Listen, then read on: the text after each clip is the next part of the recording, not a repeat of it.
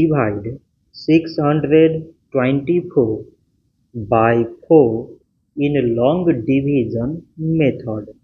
4 times 1 is 4. On subtracting we get 2. So this 2 is less than 4. So we put down this 2 and it is 22. 4 times 5 is 20. On subtracting we get 2. So again this 2 is less than 4. So we put down this 4 and it is 24. 4 times 6 is 24. On subtracting we get 0.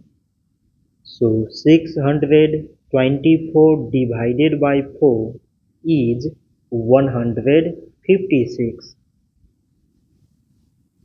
So this much for today and thanks for watching.